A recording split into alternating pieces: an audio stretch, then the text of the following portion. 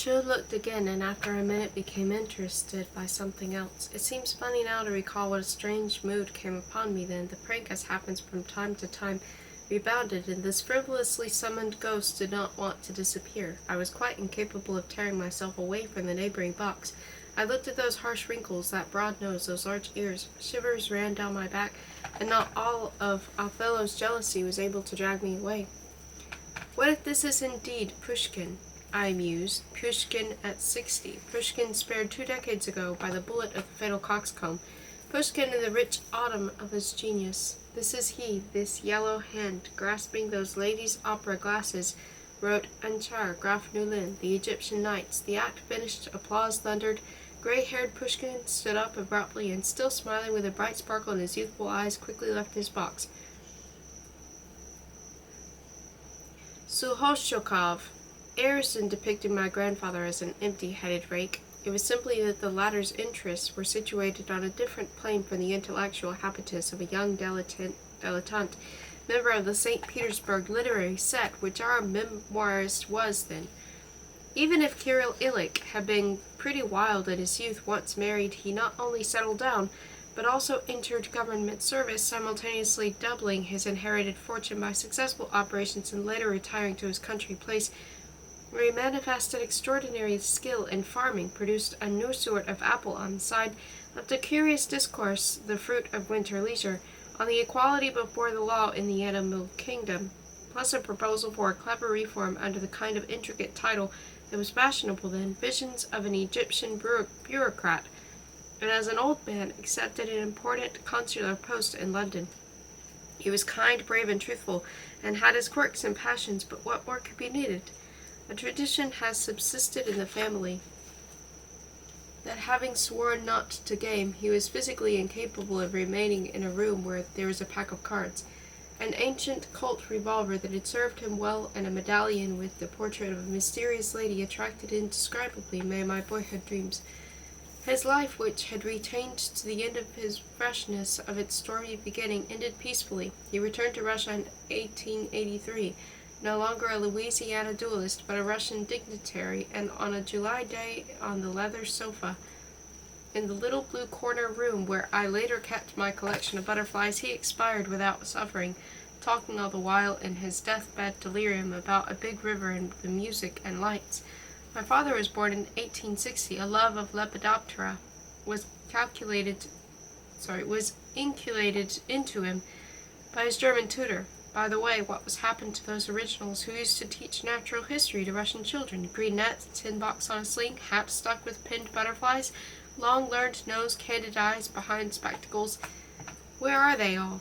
Where are their frail skeletons? Or was this a special breed of Germans for export to Russia, or am I not looking properly?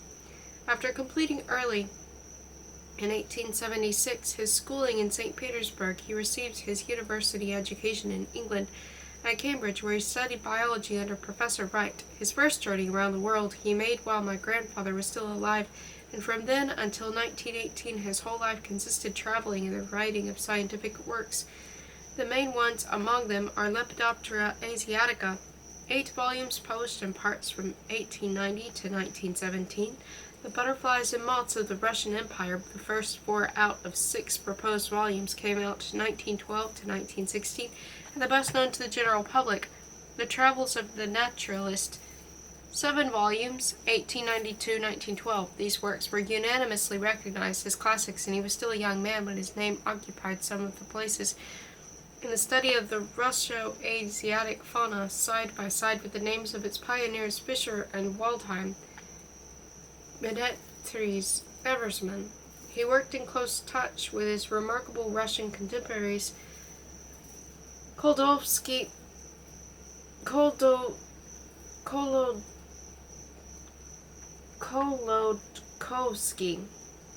calls him the conquistador of Russian entomology. He collaborated with Charles Oberthur, Grand Duke Nikolai Mihailovich Leech, and Sitz. Scattered throughout entomological journals are hundreds of his papers, of which the first, on the peculiarities of the occurrence of certain butterflies in the province of St. Petersburg, Horace, Sock, Int, Ross, is dated 1877, and the last, Alstatia simonides in sp. a geometrid moth mimicking a small Parnassus trans int soc London is dated 1916. He conducted a weighty and acrimonious polemic with Staudinger, author of the notorious Catalogue. He was vice president of the Russian Entomological Society, full member of the Moscow Society of Investigators of Nature, member of the Imperial Russian Geographical Society, and honorary member of the multitude of learned societies abroad. Between 1885 and 1918, he covered an incredible amount of territory, making surveys of his route on a 3-mile scale for a distance of many thousands of miles, forming astounding collections. During these years, he completed 8 major expeditions, which in all lasted 18 years, but between them there was also a multitude of minor journeys, diversions as he called them, considering as part of these minutiae not only his trips to the well-investigated countries of Europe, but also the journey around the world that he had made in his youth. Tackling Asia in earnest, he investigated eastern Siberia, Altai, Fergana, the Pamirs, western China, the islands of the Gobi Sea and its coasts, Mongolia, and the incorrigible continent of Tibet, and described his travels in precise, weighty words. Such is the general scheme of my father's life, copied out of an encyclopedia. It still does not sing, but I can already hear a living voice within it. It remains to be said that in 1898, at 38 years of age, he married Elizaveta Pavlovna Vezhin, the 20-year-old daughter of a well-known statesman, that he had 2 children by her, that in the intervals between his journeys, an agonizing, somewhat sacrilegious question, hardly expressible in words, was her life with him happy, together and apart? Shall we disturb this inner world, or shall we limit ourselves to a mere description of routes? Arita quaedam verum descripto? Dear Mamma, I now have a great favor to ask of you. Today is the 8th of July, his birthday. On any other day I would never bring myself to ask you. Tell me something about you and him. Not the sort of thing I can find in our shared memories, but the sort of thing you alone have gone through and preserved. And here is part of the reply.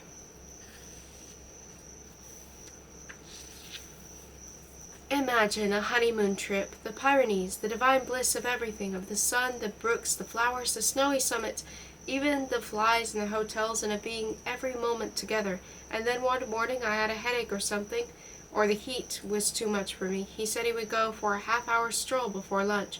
With odd clearness, I remember sitting on a hotel balcony around the peace, the mountains, wonderful cliffs of the Gavarnie, and reading for the first time a book not intended for young girls, Une Vie, by Maupassant.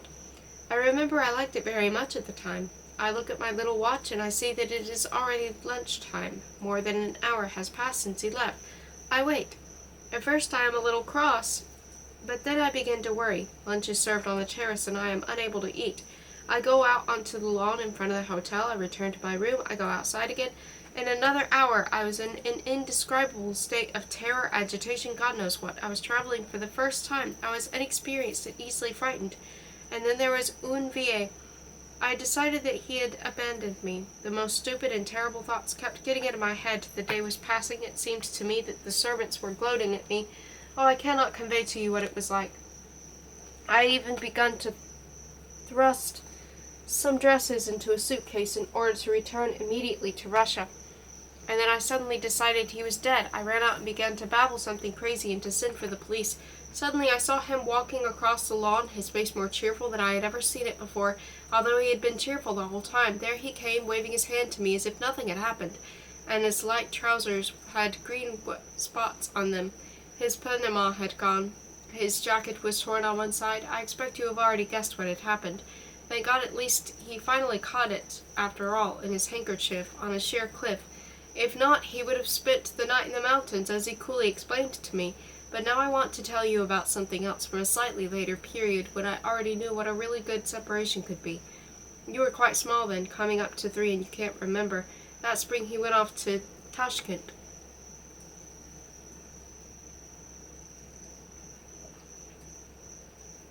From there he was due to set off on a journey on the 1st of June, and to be away for not less than 2 years.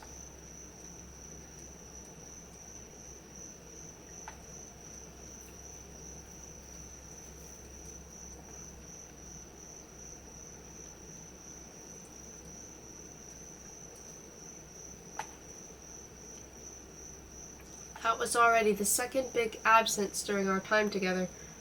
I often think now that if all the years he spent without me from the day of our wedding were added together, they would amount in all to no more than his present absence.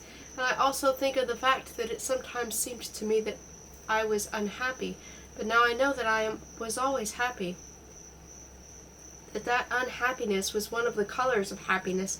In short, I don't know what came over me that spring. I had always been a sort of baddie when he went away, but that time I was quite disgracefully so.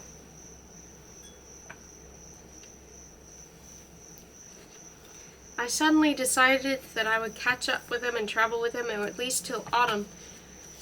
Secretly, I gathered 1,000 things together. I had absolutely no idea what was needed, but it seemed to me that I was stocking up everything well and properly. I remember binoculars, and an alpenstock, and a camp bed, and a sun helmet, and a hareskin coat straight out of the captain's daughter, and a little mother-of-pearl revolver, and some great tarpaulin affair that I was afraid of, and a complicated water bottle that I couldn't unscrew.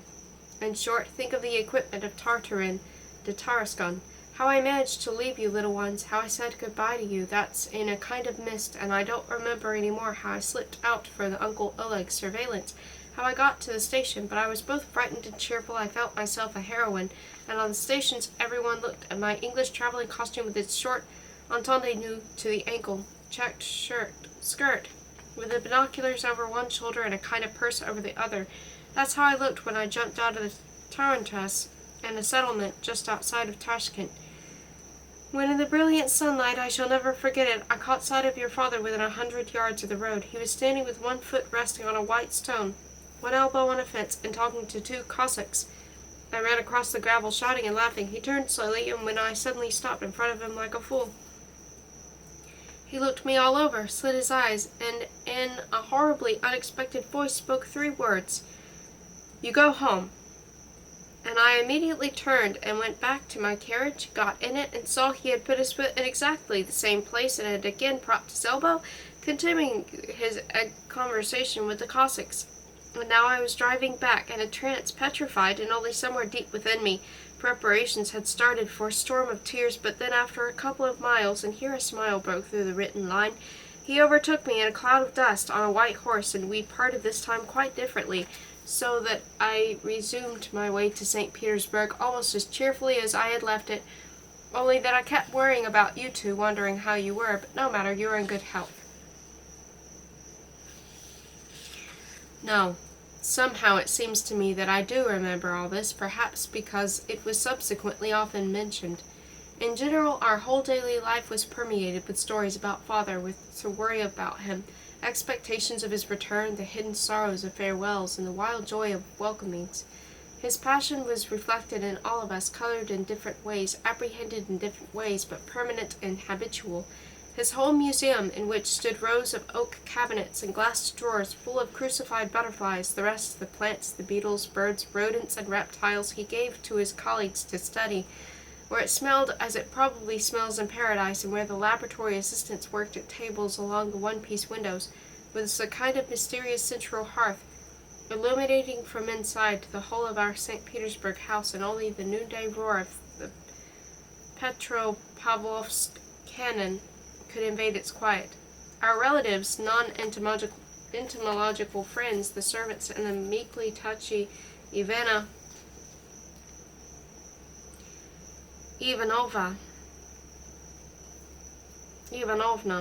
talked of butterflies not as of something really existing, but as of a certain attribute of my father, which existed only insofar as he existed, as of an ailment with which everybody had long since got used to coping, so that with us entomology turned into some sort of routinary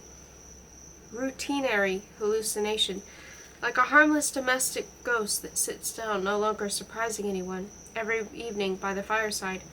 At the same time, none of our countless uncles and aunts took any interest in this science, and had hardly even read his popular work, read and reread by dozens of thousands of cultured Russians. Of course, Tanya and I learned to appreciate father from earliest childhood, and he seemed even more enchanting to us than, say, that Harold about whom he told stories to us. Harold, who fought with the lions in the Byzantine arena, who pursued brigands in Syria, Baden the Jordan took 80 fortresses by storm in Africa. The Blue Land saved the Icelanders from starvation and was famed from Norway to Sicily, from Yorkshire to Novgorod. Then, when I fell under the spell of butterflies, something unfolded in my soul, and I relived all my father's journeys as I myself had made them. In my dreams I saw the winding road, the caravan, the many-hued mountains, and envied my father madly, agonizingly, to the point of tears, hot, violent tears that would suddenly gush out of me at table as we discussed his letters from the road, or even at the simple mention of a far, far place. Every year with the approach of spring, before moving to the country, I would feel within me a pitiful fraction of what I would have felt before departing for Tibet.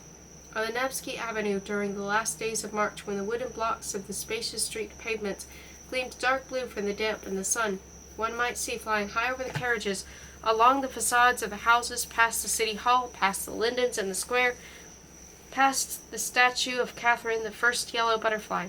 In the classroom, the large window was open, sparrows perched in the windowsill, and teachers let lessons go by, leaving in their stead squares of blue sky with footfalls falling down out of the blueness. For some reason, I always had bad marks in geography, and what an expression our geography teacher would have when he used to mention my father's name. How the inquisitive eyes of my comrades turned on me at this point, and how within me the blood rose and fell from suppressed rapture and from fear of expressing that rapture, and how I think of how little I know, how easy it is for me to make some idiotic blunder in describing my father's researches. At the beginning of April, to open the season, the members of the Russian Entomological Society used to make a traditional trip to the other side of the Black River, in a suburb of St. Petersburg, where in a birch grove, which was still naked and wet, still showing patches of holy snow, there occurred on the trunks its feeble, transparent wings pressed flat against the papery bark, our favorite rarity, a specialty on the province. Once or twice they took me with them too. Among these elderly family men cautiously, tensely practicing sorcery in an April wood, there was an old theater critic, a gynecologist, a professor of international law, and a general. For some reason, I can recall especially clearly the figure of this general, X.B. Lambovsky. There was something Pascal about him, his fat back bending low and with one arm placed behind it, next to the figure of my father, who had sunk on his haunches with a kind of oriental ease. Both were carefully examining in search of a pupae of a handful of reddish earth dug up with a trowel, and even to this day I am wondering what the coachmen waiting on the road made of all this. Sometimes in the country, grandmother would sail into our schoolroom, Olga Ivanovna, Vasian, plump, fresh-complexioned, in mittens and lace. Bonjour les enfants, she would sing out sonorously, and then heavily accenting the preposition, she informed us, Je viens de voir dans le jardin près du cèdre sur une rose un papillon de toute beauté. Il était bleu, vert, pourpre, d'or, et grand comme ça. Quickly take your net, she continued, turning to me and going to the garden. Perhaps you can still catch it, and she sailed out, completely oblivious to the fact that if such a fabulous insect were to come my way, it was not even worth a guess as to what banal garden visitor her imagination had so adorned. I would have died of heartbreak. Sometimes, to give me special pleasure, our French governess would choose a certain fable or Florian's for me to learn by heart about another impossible gaudy petit maître butterfly. But sometimes some aunt or other would give me a book by Fabre, whose popular works, full of chit-chat, inaccurate observations, and downright mistakes, my father treated with scorn. I also remember this. One day, upon missing my net, I went out to look for it on the veranda, and met my uncle's orderly returning from somewhere with it on his shoulder, all flushed and with a kindly and sly smile on his rosy lips. "Just see what I've caught for you," he proclaimed in a satisfied voice, dumping the net on the floor. The mesh was secured near the frame by a bit of string, so that a bag was formed in which a variety of live matter swarmed and rustled, and good heavens, what rubbish there was in it! 30-odd grasshoppers, the head of a daisy, a couple of dragonflies, ears of wheat, some sand, a cabbage butterfly crushed out of all recognition, and finally an edible toadstool. noticed on the way, and added just in case. The Russian common people know and love their country's nature. How many jeers, how many conjectures and questions have I had occasion to hear when, overcoming my embarrassment, I walked through the village with my net. "Well, that's nothing," said my father. "You should have seen the faces of the Chinese when I was collecting once on some holy mountain, or the look of the progressive schoolmistress in a Volga town gave me when I explained to her what I was doing in that ravine." How to describe the bliss of our walks with father through the woods, the fields and the peat bogs, or the constant summer thought of him if he was away, the eternal dream of making some discovery, of meeting him with this discovery. How to describe the feeling I experienced when he showed me all the spots where in his own childhood he had caught this and that, the beam of a half-rotted little bridge where he had caught his first peacock butterfly in '71, the slope of the road down the river where he had once fallen on his knees, weeping and praying. He had bungled his stroke. It had flown forever. And what fascination there was in his words, in the kind of special fluency and grace of his style when he spoke about his subject, that what affectionate precision in the movements of his fingers, turning the screw of a spreading board with a microscope. What a truly enchanting world was unfolded in his lessons.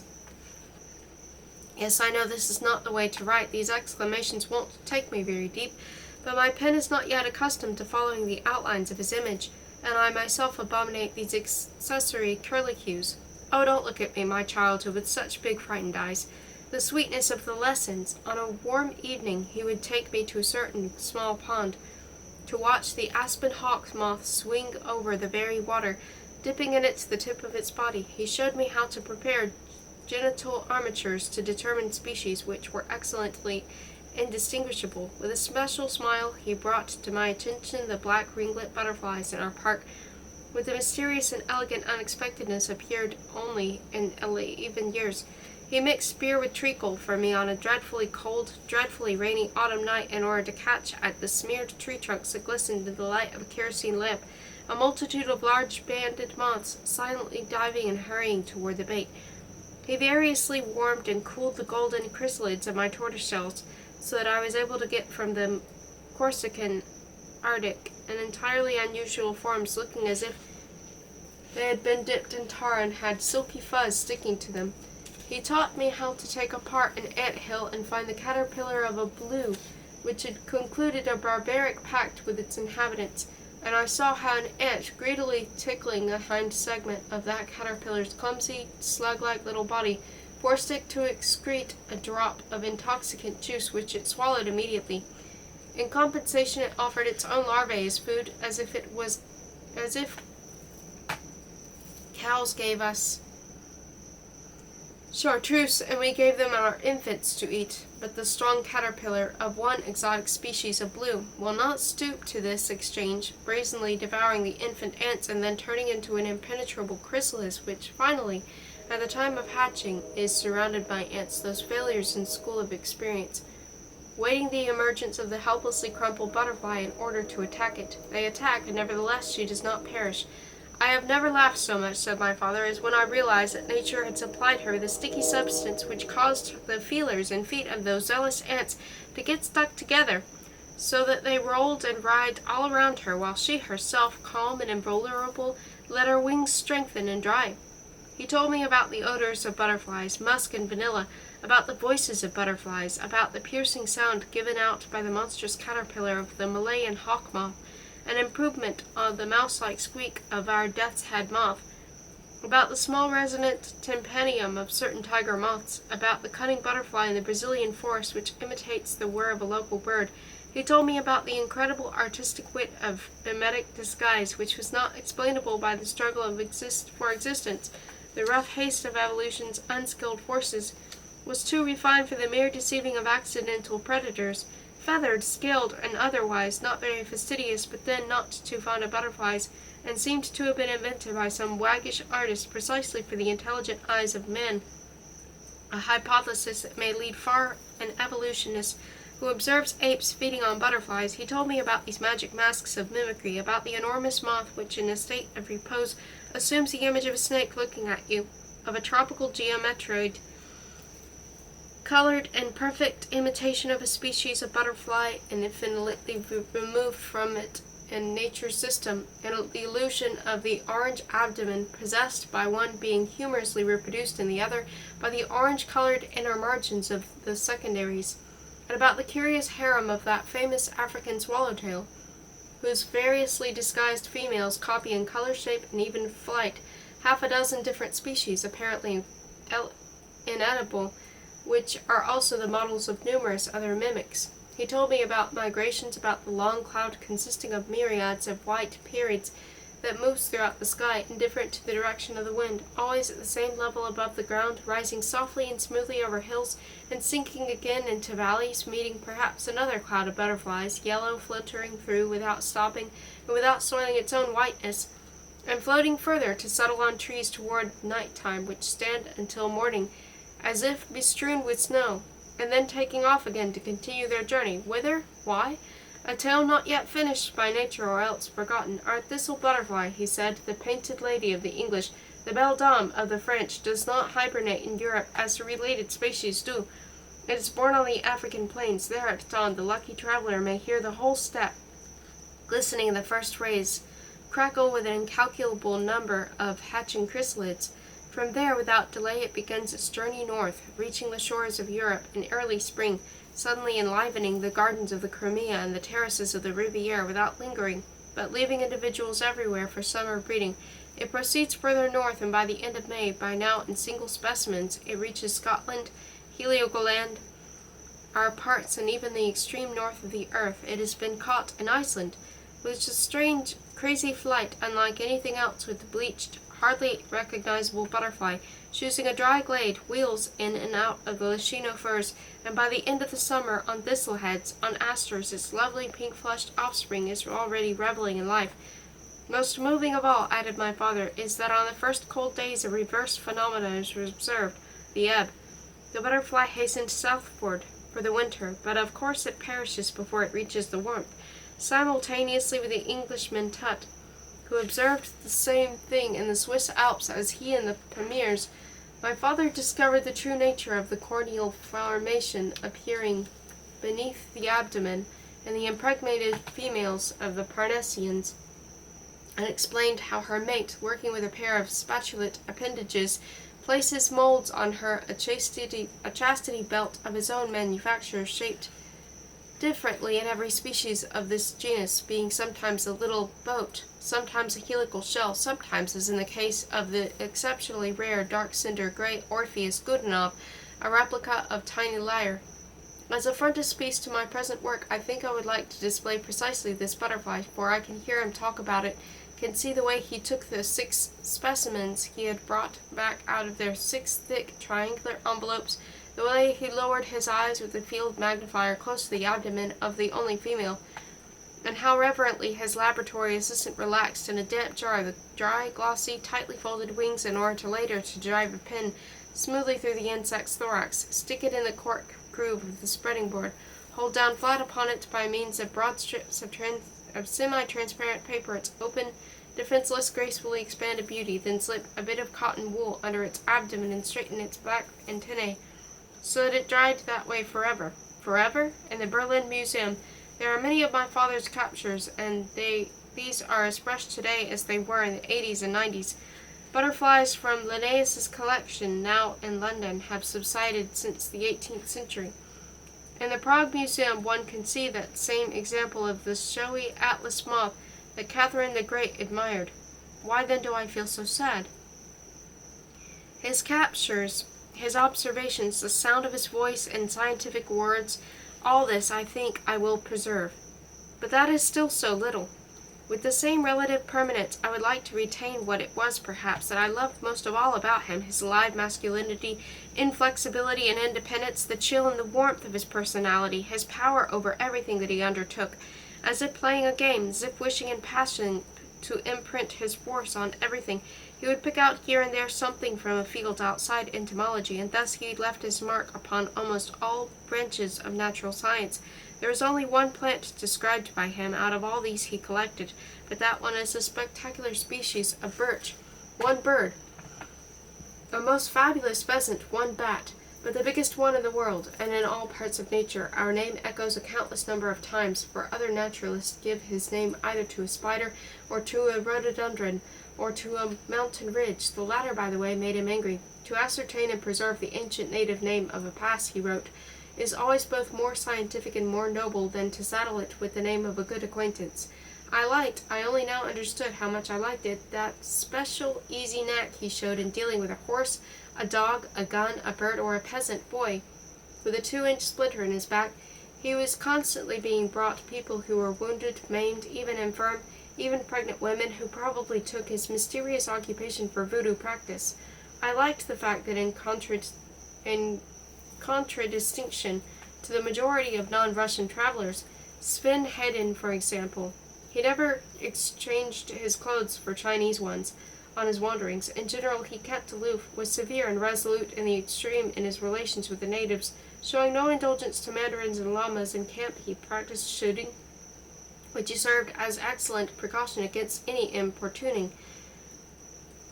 He was entirely uninterested in ethnography, a fact that for some reason greatly irritated certain geographers, and his great friend, the Orientalist Kristoff, almost wept when reproaching him. If only you had brought back one wedding song. Konstantin Krylovich had described one local dress. There was one professor at Kazan who attacked him especially, proceeding from some sort of humanitarian liberal premises. He convicted him of scientific aristocratism, of a haughty contempt for men, of disregard for the reader's interests, of a dangerous eccentricity, and a much more.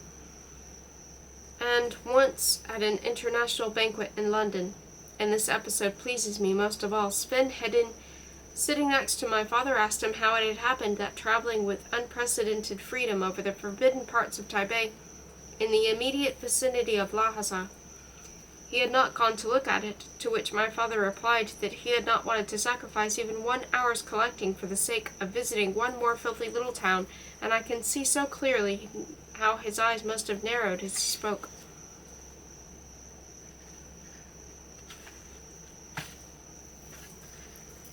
He was endowed with an even temper, self-control, strong willpower, and a vivid sense of humor, but when he became angry, his wrath was like a sudden stroke of frost. Grandmother said, behind his back, all the clocks in the house stopped, and I can well remember those sudden silences at table and kind of absent-minded look that immediately appeared on Mother's face. Ill-wishers among our female kin maintained that she trembled before Kostya, and how one of the governesses at the end of the table would hastily place her palm on a glass which was on the point of twinkling. The cause of his wrath could be a blunder by someone, a miscomputation by the steward. Father was well versed in the state of affairs. A flippant remark made about an intimate of his, trite political sentiments in the spirit of soapbox patriotism brought out by some ill-starred guest, or finally some misdemeanor or other of mine.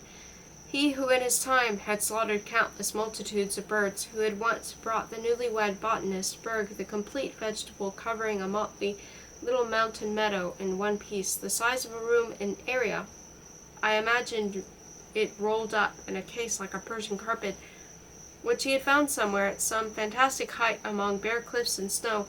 He could not forgive me a Licino sparrow wantonly shot down with a Monte Cristo rifle, or the young pond-side aspen I had slashed with a sword.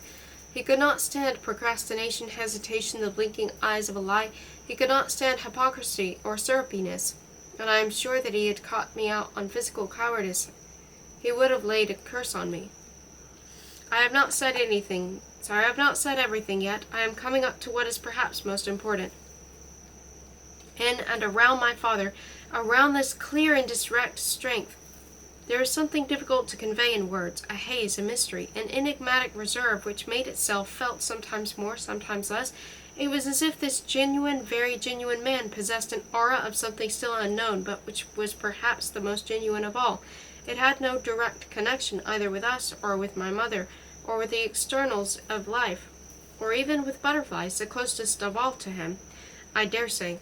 It was neither pensiveness nor melancholy, and I have no means of explaining the impression of his face made on me when I looked through his study window from outside and saw how, having suddenly forgotten his work, I could feel inside me how he had forgotten it, as if something had fallen through or trailed off.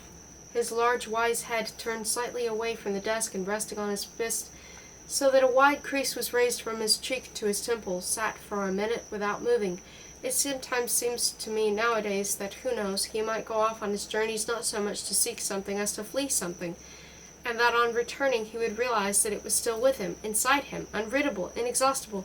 I cannot track down a name for his secret, but I only know that was the source of that special, neither glad nor morose, having indeed no connection with the outward appearance of human emotions, solitude to which neither my mother nor all the entomologists of the world had any admittance. And strange, perhaps, the estate watchman, a crooked old man who had twice been singed by night lightning, the sole person among our rural retainers who had learned without my father's help, who had taught it to a whole regiment of Asian hunters to catch and kill a butterfly without mangling it, which of course did not stop him advising me with a business-like air not to be in a hurry to catch small butterflies, tiddlers as he expressed it, in spring, but to wait till summer when they would have grown up. Namely, he who frankly and with no fear or surprise considered that my father knew a thing or two that nobody else knew, was in his own way right. However that may have been, I am convinced now that our life then really was imbued with a magic unknown in other families. From conversations with my father, from daydreams in his absence, from the neighborhood of thousands of books full of drawings of animals, from the precious shimmer of the collections, from the maps, from all the heraldry of nature, and the cabalism of Latin names, life took on a kind of bewitching lightness that made me feel as if my own travels were about to begin. Thence I borrow my wings today. Among the old, tranquil, velvet-framed family photographs, in my father's study there hung a copy of the picture Marco Polo, leaving Venice. She was rosy, this Venice, and the water of her lagoon was azure, and the wands twice the size of the boats, into one of which tiny violet men were descending by way of a plank, in order to board a ship, which was waiting a little way off with sails furled, and I cannot tear myself away from this mysterious beauty, these ancient colors which swim before the eyes, as if seeking new shapes, when I now imagine the outfitting of my father's caravan in Przhevalsk, where he used to go with post horses from Tashkent, having dispatched an advance show convoy, a store of supplies for 3 years. His Cossacks went round the neighboring villages, buying horses, mules, and camels. They prepared the pack boxes and pouches, what was there not in these Sartish yagtens, and leather bags tried by centuries, from cognac to pulverized peas, from ingots of silver to nails for horseshoes, and after a requiem for the shore of the lake, by the burial rock of the explorer Przhevalski, crowned with a bronze eagle around which the intrepid local pheasants were wont to roost, the caravan took road. After that, I see the caravan, before it gets drawn into the mountains, winding among the hills of a paradisian green shade, depending both on their grassy terrainment and on the apple-bright epidotic rock of which they are composed. The compact, sturdy Kalmuk ponies walk in single file, forming echelons. The paired packloads of equal weight are seized twice with lariats, so that nothing can shift, and a Cossack leads every echelon by the bridle. In front of the caravan, a Berdan rifle over his shoulder and a butterfly net at the ready, wearing spectacles and a mankin blouse. Father rides on his white trotter, accompanied by a native horseman. Closing the detachment comes the geodesist Kunitsin. This is the way I see it, a majestic old man who has spent half a lifetime in imperturbable wanderings, with his instruments in cases, chronometers, surveying compasses, an artificial horizon, and when he stops to take a bearing or to note down azimuths in his journal, his horse is held by an assistant, a small anemic German, Ivan Ivanovich Viscot, formerly chemist at Gatchina, whom my father had once taught to prepare bird skins, and who took part from them in all the expeditions until he died of gangrene in the summer of 1903 in Gyeongju. Further, I see the mountains, the Tian Shan Range. In search of passes marked on the map according to the oral data, but first explored by my father, the caravan ascended over the steep slopes and narrow ledges, slipped down to the north to the steppes teeming with sagas, ascended again to the south, here fording torrents, there trying to get access high water, up and up, along almost impossible trails. How the sunlight played! The dryness of the air produced an amazing contrast between light and shadow. In the light there were such flashes with such a wealth of brilliance that at times it became impossible to look at a rock, at a stream, and in the shadow of a darkness which absorbed all detail, so that every color lived magically. It multiplied life in the coats. The horses changed as they entered the cool of the poplars. The boom of water in the gorge was enough to stun a man. Head and breast filled with the electric agitation, the water rushed with awesome force, as smooth, however, as molten lead, then suddenly swelled out monstrously as it reached the rapids, its varicolored waves piling up and falling over the lustrous brows of the stones with furious roar, and then crashing from a height of 20 feet, out of a rainbow and into darkness. It ran further and now changed, seething, smoke blue and snow-like from the foam. It struck first one side and then the other of the conglomeratic canyon, in such a way that it seemed to the reverberating mountain fastness could never withstand it. On its banks, meanwhile, in blissful quiet, the irises were in bloom, and suddenly a herd of marls dashed out of a black firwood into a dazzling alpine meadow and halted quivering. No, it was only the air quivering. They had already vanished.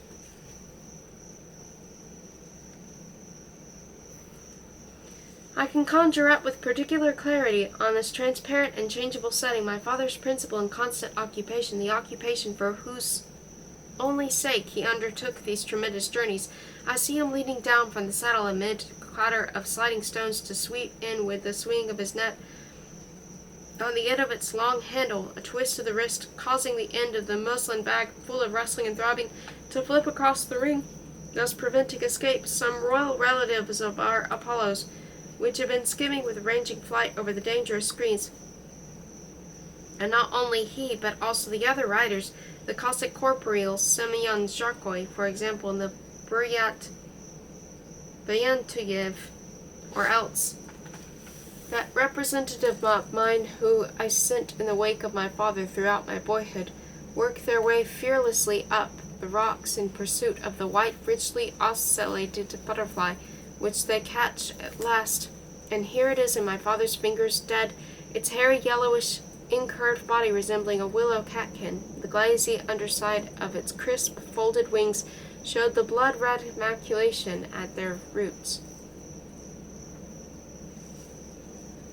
He avoided dawdling in Chinese roadhouses, especially overnight, because he disliked them for their bustle devoid of feeling, that consisted solely of shouting without the slightest hint of laughter. But strangely enough, in his memory later, the smell of these inns, that special air belonging to any place where Chinese dwell, a rancid mixture of kitchen fumes, smoke from burnt manure, opium in the stable, spoke more to him of his beloved hunting than the recollected fragrancy of mountain meadows.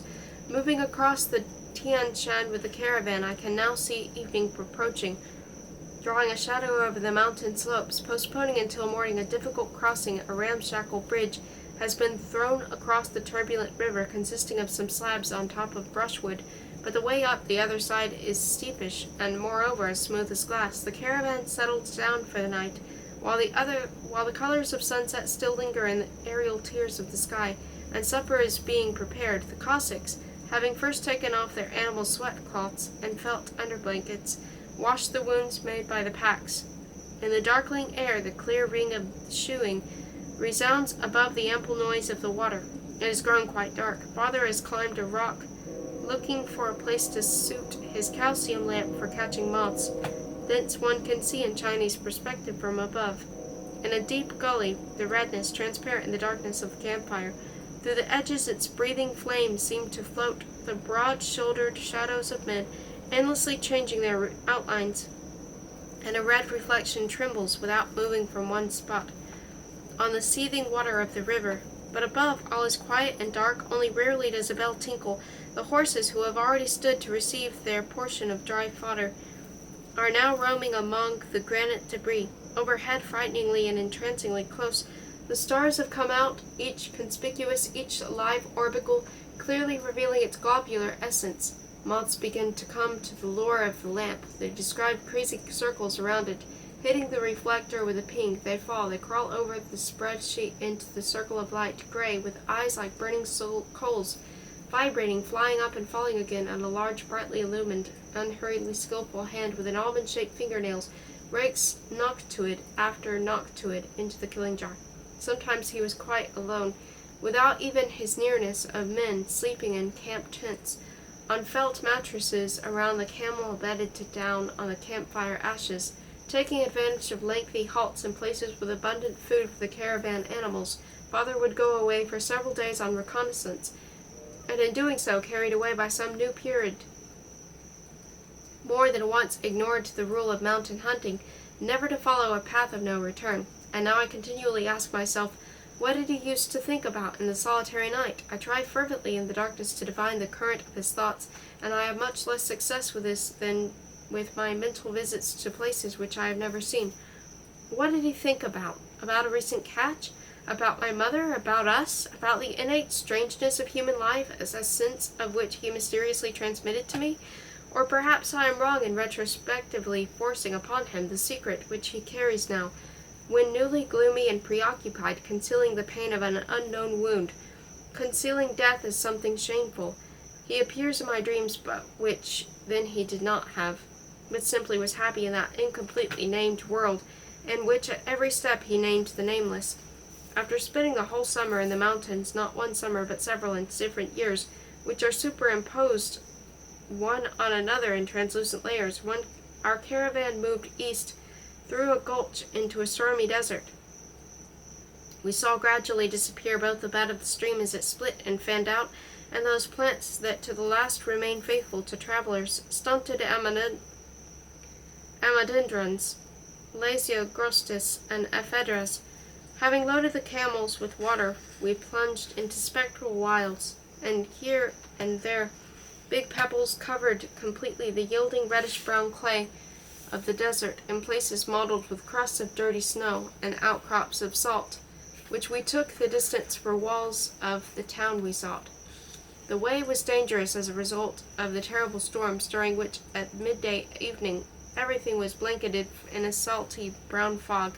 The wind roared, granules of gravel lashed one's face, the camels lay down, and our tarpaulin tent was torn to shreds. Because of these storms, the surface of the land had changed unbelievably, presenting the fantastic outlines of castles, colonnades, and staircases, or else the hurricane would scour out a hollow, as if here in this desert the elemental forces that had fashioned the world were still furiously in action. But there were also days of a wonderful lull, when horned larks, Father aptly called them, gigglers, poured forth their mimetic trills, and flocks of ordinary sparrows accompanied our emaciated animals. On occasion we would pass the day in isolated settlements consisting of 2 or 3 homesteads and a ruined temple. At other times we would be attacked by tanguts in sheepskin coats and red and blue wooden boots. A brief colorful episode on the way, and then there were the mirages. The mirages were nature, that exquisite cheat of achievable absolute miracles. Visions of water were so clear that they reflected the real rocks nearby. Further came the quiet sands of the Gobi.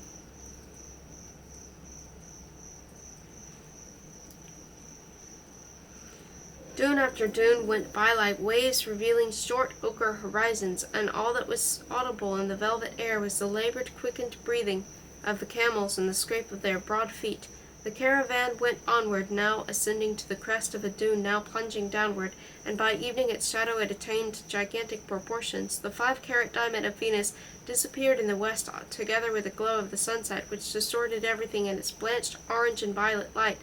And Father loved to recall how once, at such a sunset, in 1893, in the dead heart of the Gobi Desert, he had met with, taking them at first for phantoms projected by the prismatic rays, 2 cyclists in Chinese sandals and round felt hats, who turned out to be the Americans Sakhalbin and Allen, riding across Asia to Peking for fun. Spring awaited us in the mountains of Nanshan.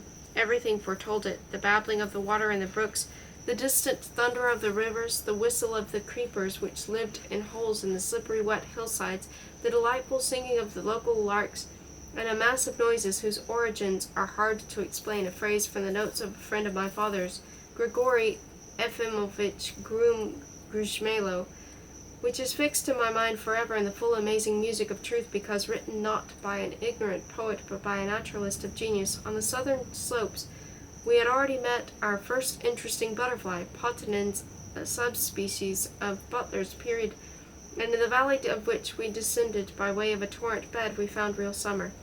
All the slopes were studded with anemones and primulae, Przewalski's gazelle and Strauch's pheasant tempted the hunters,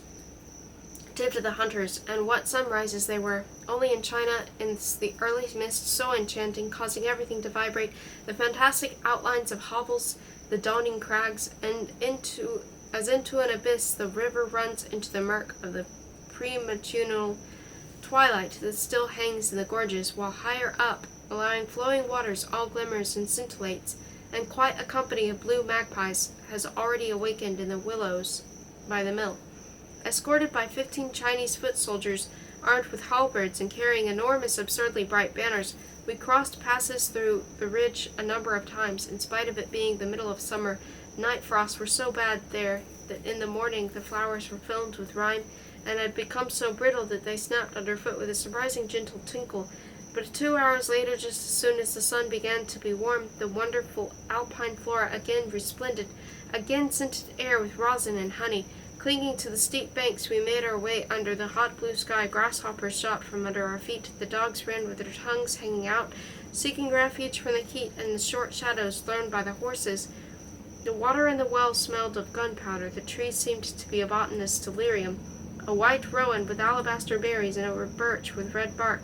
Placing one foot on a fragrant rock and leaning slightly on the handle of his net, my father looks down from a high spur, from the glacier boulders of Tanajima, at the lake Kukanor, a huge spread of dark blue water. There down below on the golden steppes, a herd of kiungs rushes past, and the shadow of an eagle flicks across the cliffs. Overhead there is a perfect peace, silence, transparency, and again I ask myself what father is thinking about when he is not busy collecting and stands there like that, quite still, appearing as if were on the crest of my recollection, torturing me, enrapturing me to the point of pain, to an instant of tenderness, envy, and love, tormenting my soul with his inscrutable solitariness.